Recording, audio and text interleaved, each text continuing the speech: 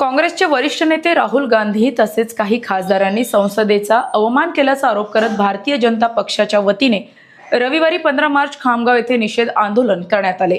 मोताळा तालुका भाजपाच्या वतीने टॉवर चौकातील भाजप कार्यालयासमोर हे आंदोलन पार पडले। भाजपा सोशल मीडिया राज्य सहसंयोजक सागरदादा फुंडकर व नगराध्यक्ष अर्पणाताई फुंडकर यांच्या मार्गदर्शनाखाली आंदोलन करण्यात आले। यावेळी भाजपचे पदाधिकारी व कार्यकर्त्यांनी जोरदार घोषणाबाजी करत काँग्रेस विरोधात निषेध नोंदविला। संसद का अपमान नहीं सहेगा हिंदुस्तान तसेच राहुल गांधी मुर्दाबाद अशा घोषणा देत आंदोलकांनी आपला रोष व्यक्त केला। संसद ही देशातील सर्वोच्च लोकशाही संस्था असून तिची प्रतिष्ठा, परंपरा आणि मर्यादा जपणे ही प्रत्येक लोकप्रतिनिधीची नैतिक जबाबदारी असल्याचे मत यावेळी व्यक्त करण्यात आले। भाजपाच्या पदाधिकाऱ्यांनी सांगितले की सध्या संसदेत अर्थसंकल्पीय अधिवेशन सुरू असताना काँग्रेसचे नेते व काही खासदारांनी मकर प्रवेशद्वाराबाहेरच चहा बिस्किटासह तथाकथित चाय पार्टीचे आयोजन केले। या कृतीमुळे संसद परिसराची प्रतिष्ठा कमी करण्याचा प्रयत्न करण्यात आल्याचा आरोप करण्यात आला आहे।